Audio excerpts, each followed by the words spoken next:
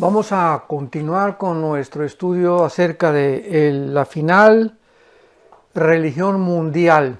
Hemos tratado este estudio con bastante profundidad en las semanas pasadas y esperemos que vayamos ahora sí, como quien dice o como decimos aquí en México, vamos al grano o vamos al punto para poder ya descifrar completamente lo que significa Babilonia, la gran ramera. No cabe duda que la revelación que el Espíritu Santo nos ha mostrado aquí en el capítulo 17 del Apocalipsis acerca de Babilonia, personificada como un sistema religioso de los últimos tiempos, está llena de misterios. Pero también vemos que el mismo Dios quiere que nosotros lo conozcamos, porque dice la Biblia aquí en el capítulo 17 de Apocalipsis, que es el que estamos tratando, en el versículo 7, que el ángel, cuando Juan el apóstol tiene esta visión, el ángel le dice a Juan, ¿por qué te asombras? Yo te diré el misterio de la mujer, de la bestia, de las 7 cabezas y los 10 cuernos. Esto es muy importante para recordar que la Biblia no es de interpretación privada. Nosotros tenemos al Espíritu Santo como el autor de las Sagradas Escrituras y por ende, o por lo tanto, Él mismo, el Espíritu Santo, nos revela lo que Él como autor de la Biblia escribió. Y esta inspiración que el Espíritu Santo nos da viviendo dentro de nosotros es la que nos abre completamente la mente para que podamos nosotros adentrarnos en aquel versículo que dice en Isaías 55, mis pensamientos no son vuestros pensamientos. Por lo tanto, si Dios tiene un pensamiento majestuoso donde el intelecto humano no puede penetrar, es lógico que Dios mismo tenía que entrar a nosotros en la persona del Espíritu Santo para que pudiéramos comenzar a conocer sus pensamientos. Yo no puedo aprender matemáticas si no tengo un maestro enfrente de mí que conozca la raíz cuadrada, ¿verdad? Y que conozca el álgebra y que me vaya explicando las diferentes ecuaciones, etcétera, etcétera, porque yo no tendría la capacidad de hacerlo. Yo no podría aprender japonés si no tuviera un maestro enfrente y me dijera, la A, la B y la C. De la misma forma es en las cosas espirituales. Necesitamos un maestro que nos lleve a la Biblia, que nos diga, esto es así, este símbolo significa esto, etcétera, etcétera. Y ese maestro es el Espíritu de Dios. Así que, teniendo esta base, vamos pues a continuar leyendo este capítulo 17 e ir interpretándolo conforme al Espíritu Santo nos lo interpreta.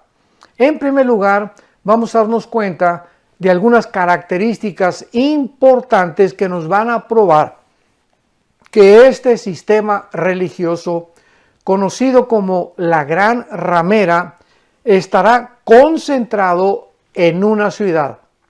Como lo dice Apocalipsis 17, versículo 18. O sea, no hay ya ninguna duda ni tampoco tenemos ya que especular nada.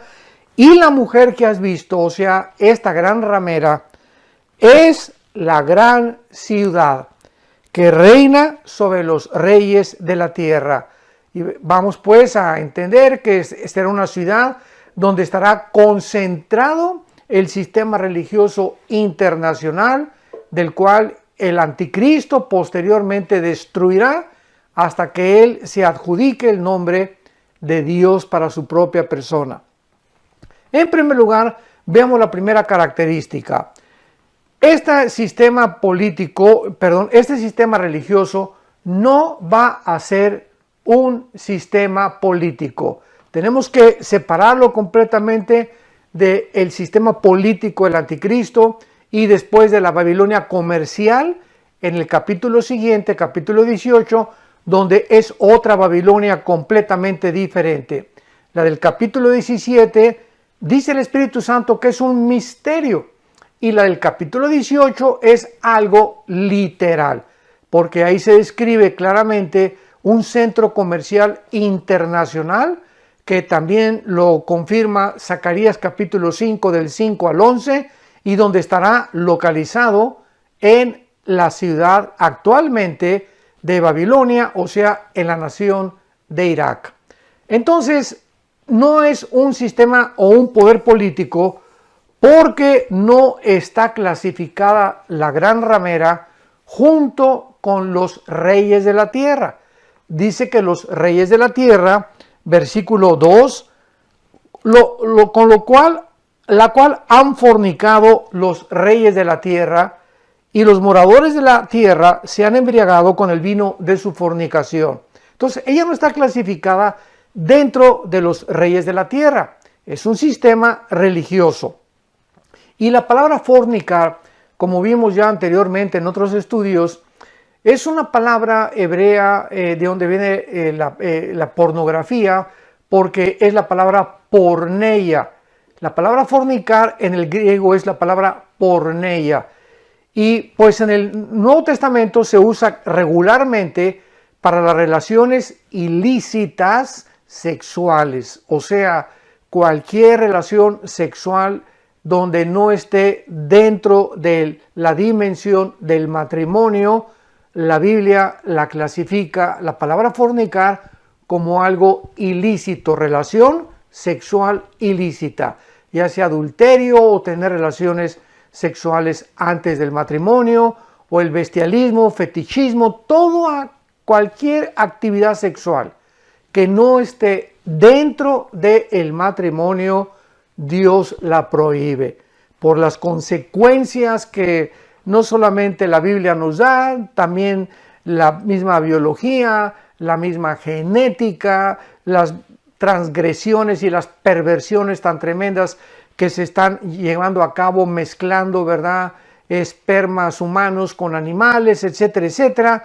Entonces, Dios tiene una razón para prohibirnos que usemos el sexo antes y dentro del matrimonio con una persona que no sea con la cual estamos casados. En el Antiguo Testamento, veamos por ejemplo en Ezequiel capítulo 23, de qué forma la palabra fornicar en el Antiguo Testamento se usó cuando Israel tenía relaciones ilícitas con otras naciones. Dios le había dicho a la nación de Israel: yo soy tu Dios, tú no necesitas estar pidiéndole ayuda a Siria ni Egipto, etcétera, etcétera. Y cuando Israel se mezclaba y hacía alianzas prohibidas por Dios políticamente con otras naciones, y además lo hacía esperando que estas naciones lo fueran realmente a ayudar, es cuando Dios los calificaba a los israelitas, a los judíos, como fornicarios. Dice Ezequiel 23, versículo, estamos aquí estudiando versículo 29 y 31. Ezequiel 23, 29 al 31. Dice así: los cuales procederán contigo con odio, tomarán todo el fruto de tu labor y te dejarán desnuda y descubierta, y se descubrirá la inmundicia de tus fornicaciones y tu lujuria y tu prostitución. Estas cosas se harán contigo porque fornicaste. Le está Dios hablando a Israel. Fornicaste en pos de las naciones, y con las cuales te contaminaste en sus ídolos. En el camino de tu hermana anduviste, yo pues pondré su cáliz en tu mano. Vemos pues que Dios califica a Israel como una ramera espiritualmente. Y en el Nuevo Testamento, en el capítulo 4 del libro de Santiago, la Biblia dice: oh almas adúlteras, que se fueron detrás de otros ídolos en lugar de que estuvieran cerca de mí. Entonces, cuando el cristiano en el Nuevo Testamento le da más importancia al deporte, a la misma esposa, al esposo, a los hijos, a cualquier actividad, al negocio, que a Dios, en ese momento estamos saliéndonos y creyendo que esta relación es más importante que Dios, y Dios nos llama adúlteros. Cuando nos mezclamos ya también con el mundo y cuando creemos que en el mundo vamos a encontrar lo que en solo Dios podemos realmente realizar. Muy bien. Entonces, esta palabra, ¿verdad? Dice, regresamos a Apocalipsis 17, porque independientemente de esta palabra de porneia o de fornicar, se usa también otra palabra. Y veamos aquí otra vez en el versículo 2 de Apocalipsis 17, lo que dice al final. Con lo cual han fornicado los reyes de la tierra, y los moradores de la tierra se han embriagado. O sea, aquí el Espíritu Santo está comparando a esta ciudad que está teniendo relaciones ilícitas con otras naciones, y que las naciones que han tenido relaciones con este sistema religioso les llama borrachos, les llama que se emborracharon. En el momento que las naciones se unan al sistema religioso, como ya en el pasado lo hicieron, la Biblia dice que se han embriagado. Ahora, esto es una palabra muy importante, porque la palabra emborracharse, que es lo que el alcohol produce, vamos a aclarar algo en primer lugar. Dios permite el uso de bebidas alcohólicas. Dios condena la borrachera. Esto es importante. Pablo le dijo, por ejemplo, a Timoteo, toma un poco de vino por causa de tus continuas enfermedades del estómago. Un poco de vino. Y cuando pasa el tiempo, actualmente ya en el siglo XX, el XXI en que nos encontramos, nos damos cuenta que las investigaciones científicas han demostrado que una copa de vino contiene los antioxidantes, antiinflamatorios, anti-envejecimiento más grande que pueda existir dentro de las bebidas que podamos tomar. Es 1000 veces mejor, ¿verdad?, una copa de vino que una Coca-Cola, que eso sería el colmo, ¿verdad? La Coca-Cola tiene 200 miligramos, casi 250 de azúcar, que te destruye el sistema inmunológico. Y esta es la razón por la cual en Europa, esto es muy importante y lo estoy aclarando, en Europa, por ejemplo, hay menos ataques al corazón que en Estados Unidos y que en Latinoamérica. ¿Y por qué? Porque allá en España comen fabada y comen jamón serrano, y en Francia también, y comen puerco y cosas grasosas, y el índice de problemas del corazón es mínimo. ¿Por qué? Porque en Estados Unidos, en México, Coca-Cola, en Estados Unidos van a McDonald's o a Chick-fil-A y piden su hamburguesa con una Coca-Cola, con un 7-Up de este tamaño, y esta es la razón por la cual hay tantos problemas cardiovasculares en Estados Unidos y en Latinoamérica, porque no sabemos comer. Decían los chinos que el comer es un arte, y cuando lo hacemos con bebidas azucaradas, estamos destruyendo nuestro sistema inmunológico. Muy bien, entonces la Biblia permite, ¿verdad?, una copa de vino. Ahora, muy bien, si tú eres o una persona que tuviste antecedentes alcohólicos en el pasado, a lo mejor ni una copa de vino te conviene, entonces no te la tomes, y ni una cerveza tampoco. Dice en 1 Corintios que todo nos es permitido, pero no todo nos conviene. Entonces ahora la pregunta que un cristiano debe hacerse ya no es si es pecado o no es pecado, sino si me conviene hacerlo. Una persona que atravesó el alcoholismo en el pasado no le conviene tomarse ni una cerveza, porque podría, ¿verdad?, provocarle a que siguiera tomando, y entonces sería muy peligroso. Entonces cada uno de nosotros como cristianos tenemos, dice en Romanos capítulo 14, ojalá que no nos condenemos con lo que estamos aprobando. Muy bien.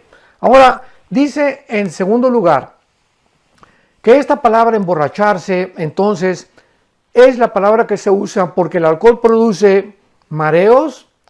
El emborracharse produce adormecimiento de los sentidos, emociones alteradas. Una persona embriagada tiene visiones extrañas, pérdida del dominio propio, falta de control interno de nuestras emociones. O sea, una persona que está alcoholizada o embriagada o emborrachada es una persona que ya no tiene un control completo de cuando va manejando, de las cosas que ve, de las cosas que hace. Hay muchas personas que nunca harían lo que hicieron en estado de embriaguez. Entonces es importante que entendamos todo lo que el alcohol produce, ¿verdad? Pérdida hacia donde vamos, impulsos sexuales sin control. En otras palabras, una persona borracha es una persona que le abre la puerta a los demonios, porque ya no estás tú al control de tu mente, tus pensamientos, tu lógica, ya inclusive tu manera de hablar cambia inmediatamente. Cualquiera sea persona se da cuenta cuando una persona se emborracha. Muy bien, si tomamos en cuenta que el Espíritu Santo está usando esta palabra embriagarse de las naciones, al tener la relación ilícita con un sistema religioso, podemos ahora entender claramente que estas naciones están completamente guiadas por demonios. En otras palabras, hay una influencia demoníaca cuando una nación se une al sistema religioso que se va a levantar y que ha tenido ya una historial, como lo vamos a ver en el pasado, y que cuando llegue el momento de la aparición del anticristo, todos los demonios del abismo van a salir y van a poseer a los reyes de la tierra. Van a influir en sus decisiones. Vamos a comprobarlo en Apocalipsis capítulo 16. Aquí estamos leyendo acerca de la sexta copa, o casi la penúltima copa que habla de la ira de Dios, porque son 7 juicios, 7 sellos, 7 trompetas, 7 copas, y aquí estamos ya en la penúltima copa, que es la sexta, y donde la Biblia nos muestra que el sexto ángel derramó su copa sobre el gran río Éufrates, y el agua de este se secó, para que estuviera preparado el camino a los reyes del oriente. O sea, va a haber algún milagro va a suceder, que el río Éufrates, que tiene su origen en Turquía y desemboca en el Golfo Pérsico, estamos hablando de aproximadamente 2.850 kilómetros que tiene el río Éufrates, se va a secar completamente. Y entonces los reyes del oriente, estamos hablando de China, Corea del Norte, Taiwán, Singapur, etcétera, etcétera, Indonesia, van a juntarse y van a venir hacia la nación de Israel, Joel capítulo 3, y ahí va a ser la gran batalla del Armagedón. Esto nos habla que el anticristo no va a gobernar las casi 200 naciones que actualmente en el siglo XXI existen en el mundo. Entonces, estos reyes del oriente vienen completamente desconectados del anticristo, pero vienen a unirse a los demás reyes de la tierra en el valle de Josafat o en el valle del Megido para la gran tercera guerra mundial. Pero observemos lo que dice a continuación Apocalipsis 16, versículo 13. Cuando los reyes del oriente entren entonces y atraviesen el río Éufrates, dice Juan, y vi salir de la boca del dragón, y de la boca de la bestia, y de la boca del falso profeta, 3 espíritus inmundos a manera de ranas, que son espíritus de demonios, que hacen señales y van a los reyes de la tierra en todo el mundo, para reunirlos a la batalla de aquel gran día del Dios Todopoderoso. Y dice el versículo 16, y los reunió en el lugar que en hebreo se llama Armagedón. La palabra Armagedón es una palabra hebrea que significa el monte de la matanza, que se localiza geográficamente, vuelvo a repetir, ahí en el valle de Josafat o en el valle del Megido. Esto es una revelación tremenda, porque estamos viendo que ya actualmente estamos actualmente en el mes de octubre del año 2020 y ya el mundo está convulsionándose. El otro día yo le preguntaba a mi esposa, ¿tú tienes alguna consideración que me puedas mencionar 1 o 2 líderes, presidentes de alguna nación en el mundo ecuánimes con lógica, que realmente estén beneficiando al pueblo, que tengan una agenda verdaderamente de integridad, que sepan a dónde van, que sepan qué ideología es la mejor y la mejor política y el mejor sistema económico para bendecir al pueblo. Y de veras nos quedamos sorprendidos porque con los dedos podemos contar realmente uno o dos tal vez líderes en el mundo que realmente están desconectados de la famosa agenda global que ya está apoderándose de todos los gobiernos para poder hacer un solo gobierno, un solo sistema económico y un sistema religioso nada más, que es lo que estamos estudiando. Ahora veamos en tercer lugar que esta mujer está montada sobre una bestia. Dice Apocalipsis 17, versículo 4. La mujer estaba vestida de púrpura y escarlata, adornada de oro, de piedras preciosas y de perlas. En la mano tenía un cáliz de oro lleno de abominaciones y de la inmundicia de su fornicación.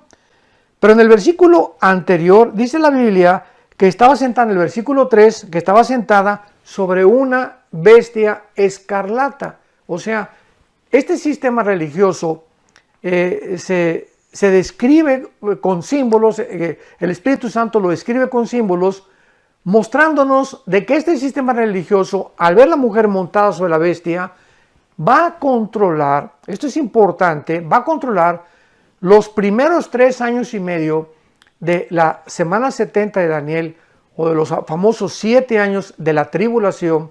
Los primeros 3 años y medio, este sistema religioso va a controlar al anticristo.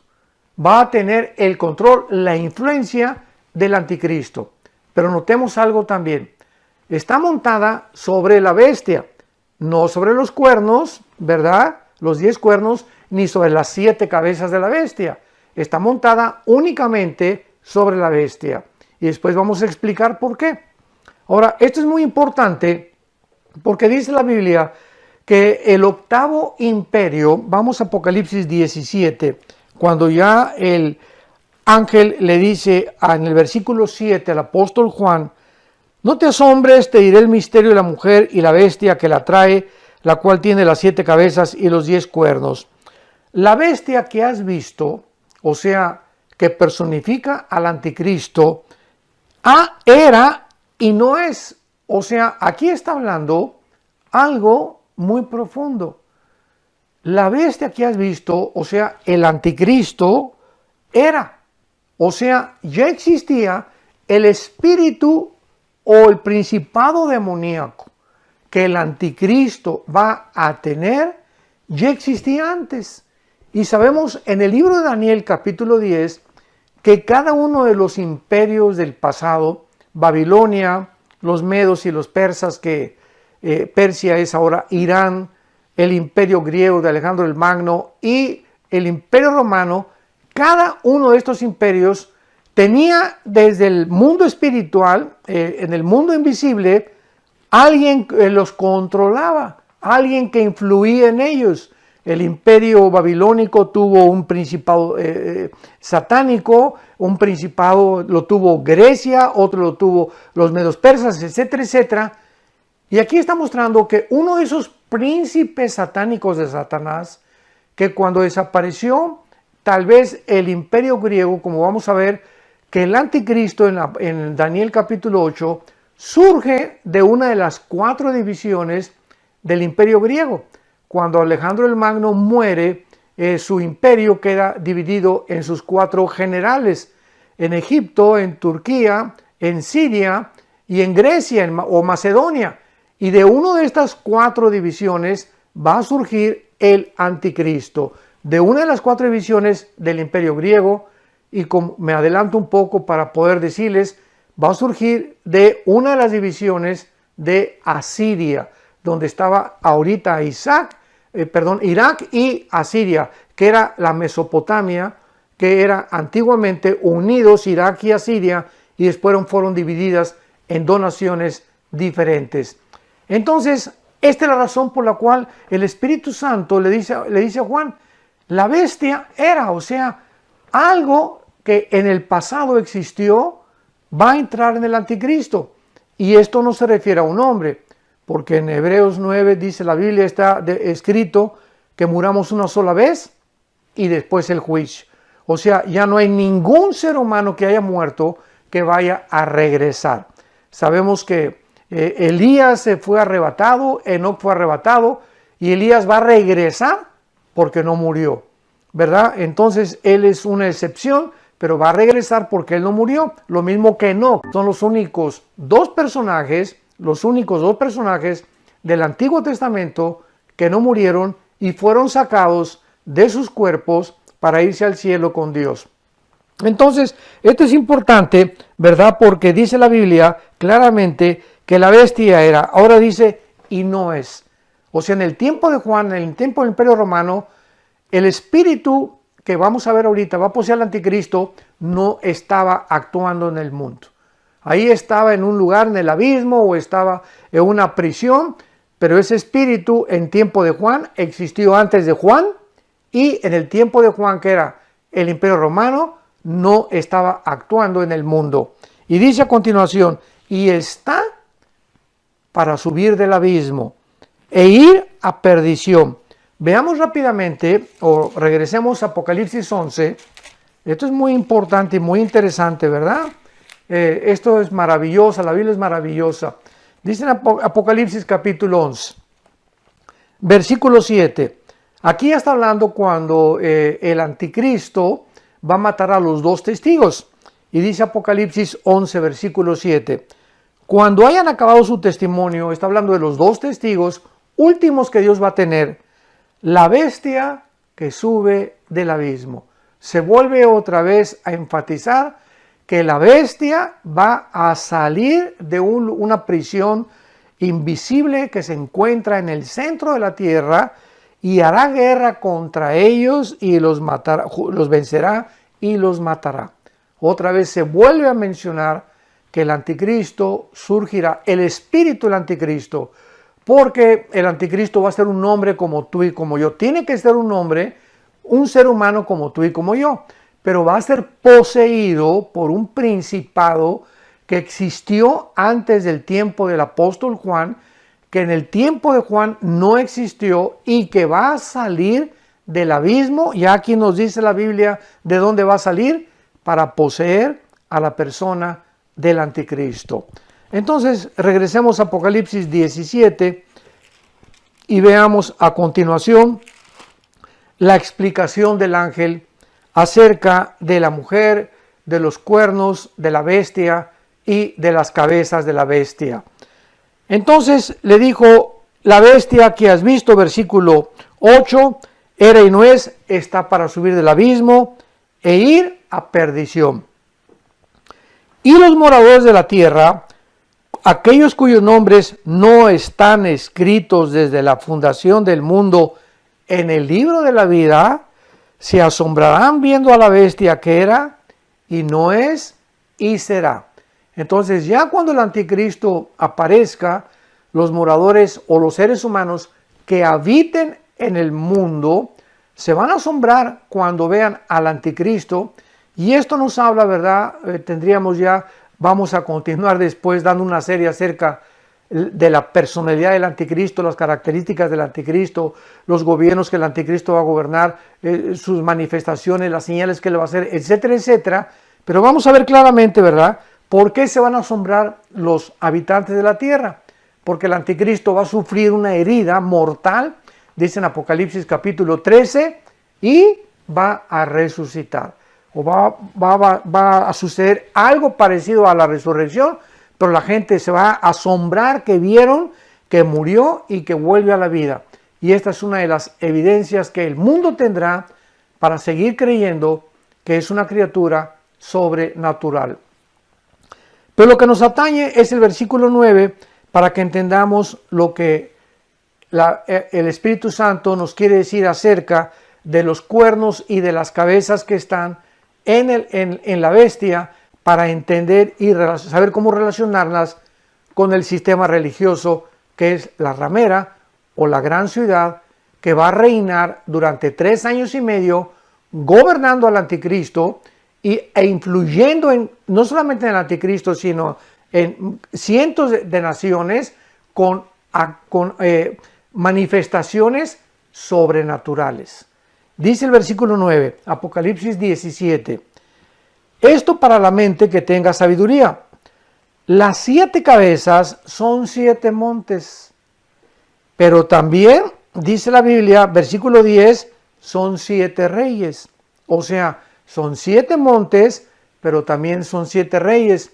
Y cuando comenzamos a rascarle un poco y escudriñar un poco la historia y la geografía también, nos damos cuenta que la ciudad de Roma está asentada sobre 7 colinas.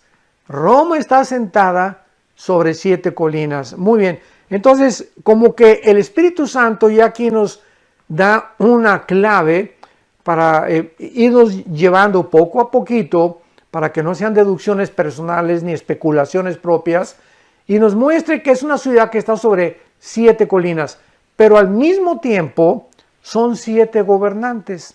Y dice la Biblia, 5 de ellos han caído. Cuando se escribió el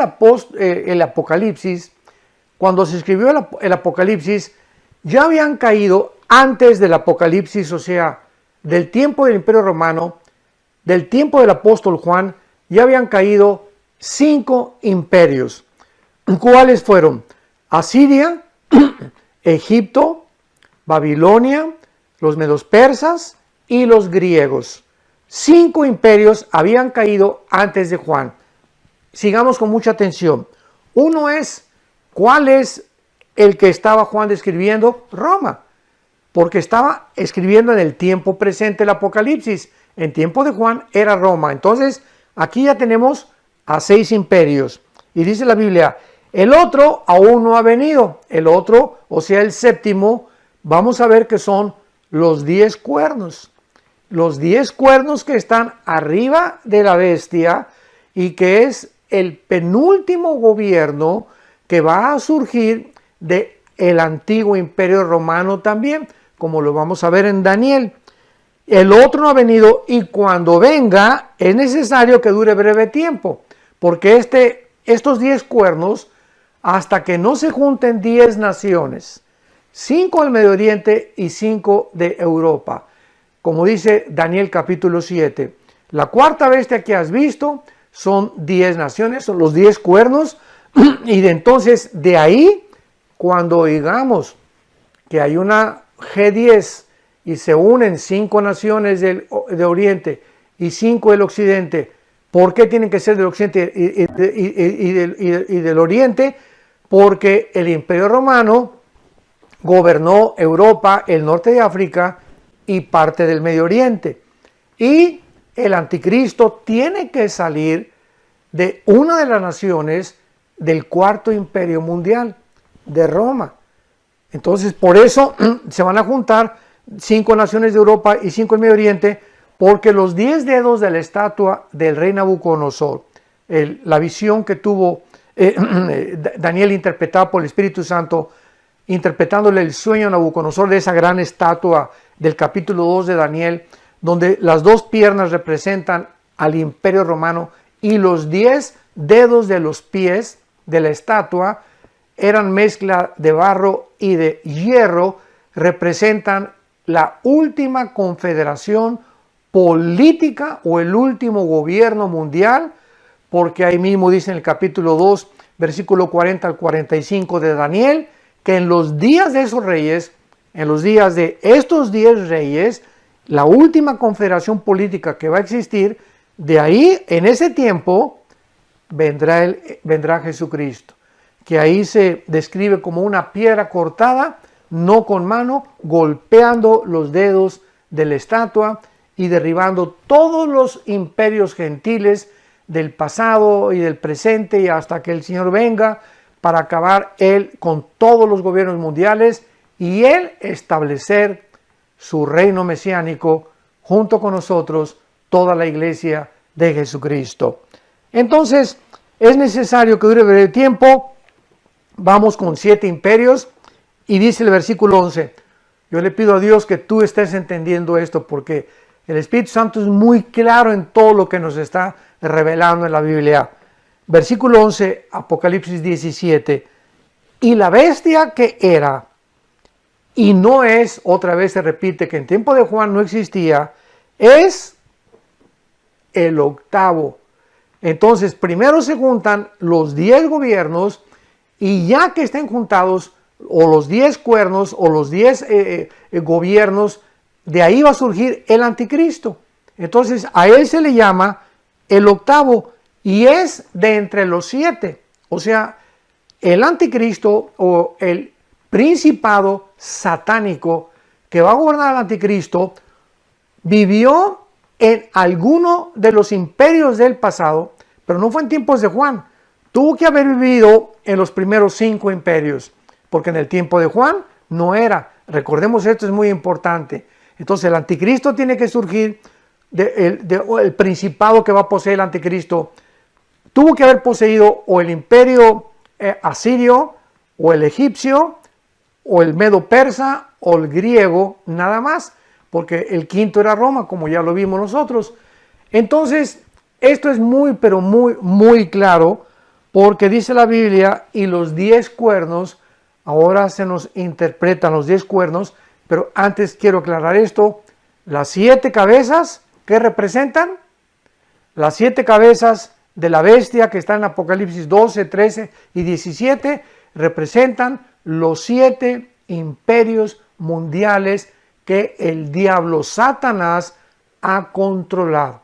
A través de toda la historia, Satanás ha estado detrás de estos 7 imperios mundiales, y además estos 7 imperios mundiales todos fueron antisemitas. Todos de alguna manera persiguieron a Israel. Entonces, esto es importante porque ahora ya se nos describen los 10 cuernos. Y los 10 cuernos que has visto son, versículo 12, son 10 gobernantes, son 10 reyes. Pero por una hora, dice, pero aún no han recibido reino. O sea, en el tiempo de Juan, estos 10 cuernos, estos 10 gobernantes, todavía no estaban gobernando en el mundo, no han recibido reino, pero por una hora recibirán autoridad como reyes juntamente con la bestia. Y Daniel capítulo 7 nos dice claramente que cuando se junten estos 10 cuernos, estos 10 naciones, de ahí sale el anticristo. ¿Y qué va a hacer el anticristo? Va a derribar a 3 de ellos. Todo esto está en Daniel 7, 21 en adelante. Va a derribar a 3. Él va a ser el octavo. Y ya los otros 10 que van a sustituir a los que el anticristo, porque va a haber una guerra inmediatamente después de que el sistema religioso gobierne el sistema político, donde el anticristo va a tener que hacer guerra con estos 3 reyes. Él se pone como cabeza. Los otros 7 lo reconocen, que él va a ser el jefe de jefes, el comandante. Le entregan el gobierno y se forma entonces el último gobierno mundial de 10 naciones que el anticristo va a controlar, y estas 10 naciones harán guerra con otras naciones más, como dice Daniel capítulo 11, 40 al 45, y eso ya no nos podemos extender un poco más hasta la próxima clase. Entonces, es importante que podamos ir comprendiendo poco a poco este sistema religioso que hemos venido profundizando en las Escrituras y relacionándolo con los simbolismos que la Biblia nos da en Daniel, en el libro de Apocalipsis, y de esta manera nos vamos haciendo un panorama muy claro, porque no sé cuántos de ustedes, quiero compartirles rápidamente para terminar, que el Papa Francisco en febrero de este año, del año 2020, formó el Comité para la Fraternidad Humana de la nueva religión mundial. Esto fue el 4 de febrero del 2020. Lo pueden ustedes checar en el internet. en cualquier investigación que puedan ustedes hacer. El 4 de febrero del 2020, el Papa fundó el Comité para la Fraternidad Humana. O sea, de alguna manera, todos estos eventos están preparando el camino para la historia final. Y la Biblia nos lo anticipa, porque la Biblia es el libro que es la historia de Dios contada por adelantado, para que cuando sucedan las cosas, dijo Jesucristo, nos acordemos que hay un Dios en el cielo que dio su vida por nosotros en una cruz, que derramó su sangre preciosa para que pudiéramos tener nosotros la vida eterna, el perdón de nuestros pecados y la seguridad que nada ni nadie nunca nos podrá separar de su amor, que es en Cristo Jesús,